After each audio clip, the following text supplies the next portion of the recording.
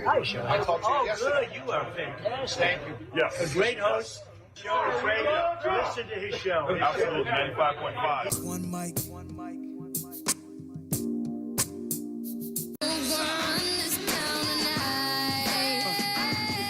Shelley Winter Show, live, local, topical, and relevant. I tell you, some of the best conversations that I have at this radio station is when Eric Von Hessler is going off the air, and we talk in the studio. We are literally talking all the way up to the start of the show. Okay. Don't forget, 7:48 tonight, we've got Rant On. Rant On is where you have 10 seconds to say anything that you want to say.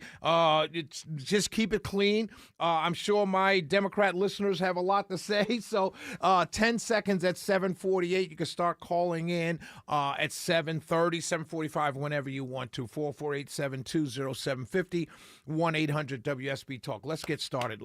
You know what I'm talking about, the video. Let me be very clear, so there's no mistaking my thoughts on this. This video was disgusting and racist. Disgusting and racist. All right, anybody that tried to say that it wasn't racist, then I got to question your intelligence. Seriously. Not your political opinion, not your ideology. I've got to question your intelligence, straight up. The video was racist. It was an unforced mistake that did not need to happen. Let me tell you something. I come on the radio every single night. I voted for Trump in 16, 20, and 24. And I've had to explain things. No, it wasn't like that. I've had to explain, hey, Trump didn't want black people in his apartment buildings in the 70s. And I've had to explain to people, no, the people who lived in the apartment building, largely white and liberal and doctors and lawyers, many of them Jewish, did not want black people in their apartment building. He was just going with the people who already lived there and who were paying rent what they wanted. I've had to explain this, and I've had to explain other things to my Democrat friends who, since 2015, when he came down the Golden Staircase and made the announcement he's running for president, he's a racist. It's things like this. There's no reason. There's no explaining this away. It was stupid, and I can't believe that there are people working in the White House who thought this was an okay thing to do. And it was racist. It clearly was racist. Now I hear the answers. Oh, Shelley, you didn't see the full video. Well, I didn't see the full video because he didn't post the full video. So clearly I wasn't supposed to see the full video. Well, in the full video, it doesn't matter what the full video looks like because he didn't post the full video. I'm going on with the president of the United States, the leader of the free world, arguably the most powerful man in the universe. The known universe posted this video. So that's what we're talking about. Not the complete. You didn't see the complete video. No, I didn't see it because he didn't post it. Then you have Carolyn Levitt come out there and say, it doesn't matter. It's about the Lion King. Why don't you guys talk about something more important? No, Carolyn.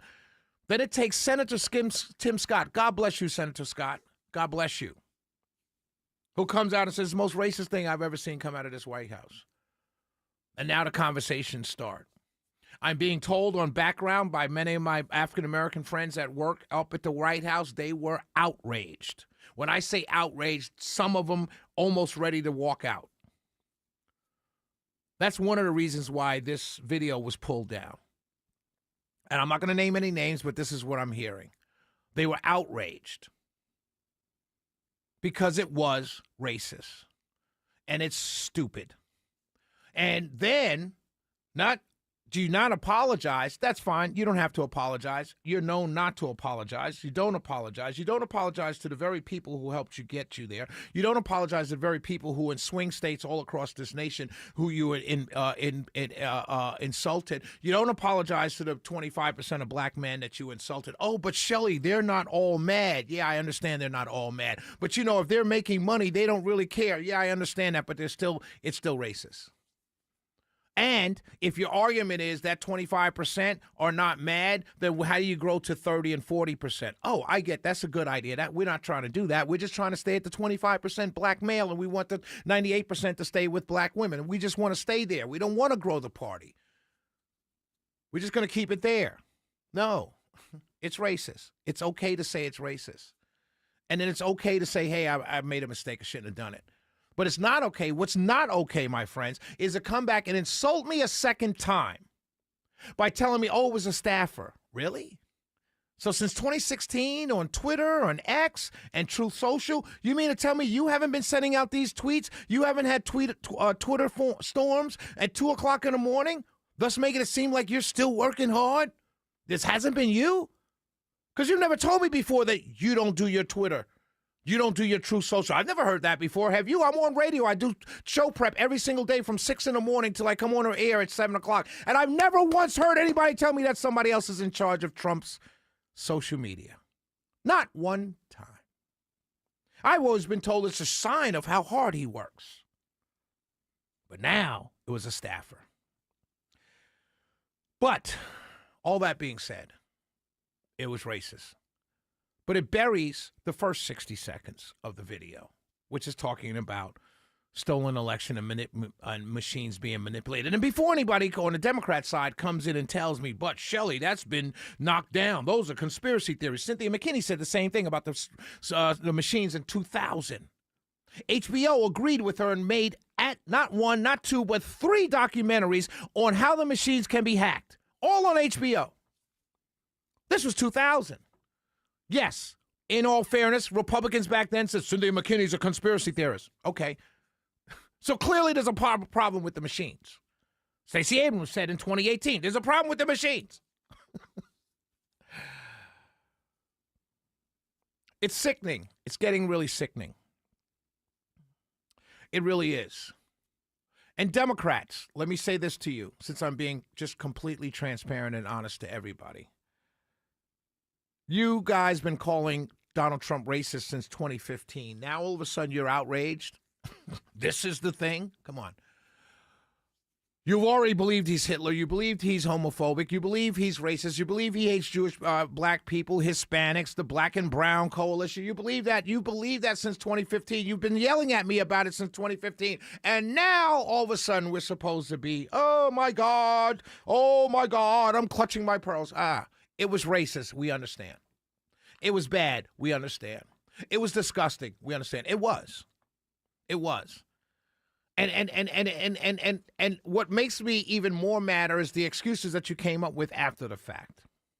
Makes me madder. You know what makes me even more madder than that is the fact that we just got the leader of the Benghazi attack on our embassy. They just captured the guy. That's buried at the bottom of the news. That's a good get right there. Buried at the bottom of the news because of this stupidity. It's stupid. Another unforced error. Another reason for people to go ham. Another reason for people on the edges, the moderates, particularly the African-American moderates that came across in the swing states all across the country in 2024 to vote for you. All of that. Don't need to do this again. And it impacts us all. But here's who I'm really upset about. On Monday, for Black History Month, the governor is going to be reading a proclamation to the Georgia Black Republican Council, of which I'm a member. I'll be emceeing our dinner coming up on February. I'll get the date for you. I think it's February, the last Saturday in February. Tomorrow's the 7th, 14th, 21st, 26th, I think. It's the February 26th, I think. If I have the wrong day, it's a Saturday in February. I'll be promoting it next week. But the point is, there's a Georgia Black Republican Council. It's a large group of us in the state of Georgia. We're all supposed to meet at the Capitol at 9:30 on Monday morning. We're going to have big proclamation read, and then we're going to take pictures. And I'm sure a lot of the statewide elected candidates are going to come by and say, hey, can I take a picture with you guys? Hey, Shelley. Hey, Camilla. Hey, Lisa Kinnemore. All the names. They're going to, hey, guys, how you doing?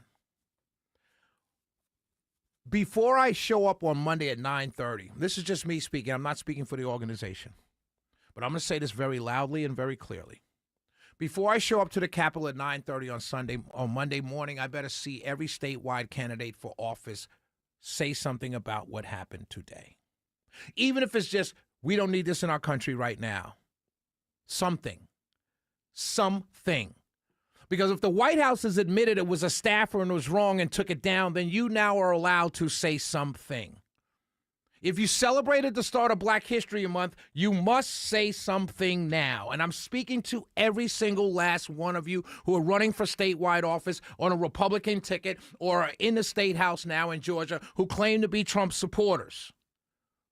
If you're unafraid to push back on something that you yourself know was racist, and you're unafraid to say this was wrong, it shouldn't have happened, we can't do politics like this. If you're afraid to do that, then I don't know what you're going to do if I give you the next level in politics. Who else are you going to be afraid of? You're going to be afraid of the donor that gave you who maxed out? You're going to be afraid to tell him no? You're going to be afraid of a large group of voters who may want something done that the rest of us don't. You're going to say no to them. If you're afraid to say what's right at the right time, even with the admission by the White House saying that it was wrong and they pulled it down and blamed a staffer, which means they know it was wrong because they blamed somebody else. If you yourself cannot go on X right now before I get off the air at 9 o'clock and say this was wrong, it should not happen, as a Georgia Republican candidate for statewide, state rep, state house, Congress, senator, governor, I don't care what it is, I don't want you on my team. And I'm not going to be on your team. I'm saying that unequivocally, without a shadow of a doubt. Because if you're afraid of Trump, you need to be afraid of me because I vote here. And you need to be afraid of every single Black Republican council member that's coming down to the Capitol on Monday morning at 9:30 to take a picture. You need to say something before 9 o'clock on X. Because if you can't, not that you don't want to, but if none of you, Lieutenant Governor, Attorney General, Governor, Senator, whatever it is, if you can't say anything to Trump, then why should you be able to say what you want to me? Or to anybody else in the state of Georgia. Look, the Democrats are doing what Democrats do. It's what they do. They're outraged. I get it. It's politics. But when you hand your opponent something that makes you look bad to the point where you admit it makes you look bad, then we've got a problem. You're not a rookie. This is not 2017, first day on the job. 2026, this is 10 years later. You still doing dumb, you know what, on social media? And then you're doubling down by blaming somebody else after defending it? This is where we are now? These are the people running the country? These are the people making big decisions? Of whether to go to war, whether to pass tariffs, whether to raise taxes, whether to put one big beautiful bill where you overspend and never cut the deficits. These are the people that I'm supposed to stand up and say, ha, ha, ha, great job, guys. Really? This, a rookie mistake, a stupid mistake, an unnecessary mistake? Look, man, I'm going to tell y'all like this. This was stupid, it was disgusting, and it was racist. And anybody that doesn't believe it was stupid, disgusting, and racist, then I really question your intelligence. I really do. And anybody that tries to defend it, right? I didn't defend it. I said it was stupid, disgusting, and racist. What I want people to pay attention to is the first 60 seconds that talks about stolen elections with bad machines, which Democrats have called out for years, since 2000. That's what I want people to focus on. But it was stupid, disgusting, and racist. And everybody should say that. You shouldn't be afraid to. You should literally not be afraid to go on X, Facebook, text, wherever it is, and say, I reject the video put out by President Trump on Truth Social. And if you're afraid of losing voters, then I don't really need you in a leadership position. I say that to every single person out there. Every single one. And don't tell me about the Democrats. I don't care about the Democrats because I don't vote for Democrats. I care about my team that I vote for. I care about them being having integrity, having dignity. I care about my team being honest. I care about my team standing up for the right thing when it's the right time to do it. And if you can't do that, then what good are you to me? I'm the voter. What good are you to me? 404-872-0750. 1-800-WSB-TALK. And that message is for everyone. Whether you're running for office, whether you're standing on the sidelines, Whether you're on Facebook, Twitter, or social, if you're a Republican and you can't go on your social media or your friends and say, wow, that was bad, that was racist, it shouldn't have happened. If you can't do that, then what good are you to me? 404-872-0750, 1-800-WSB-TALK. We'll be right back.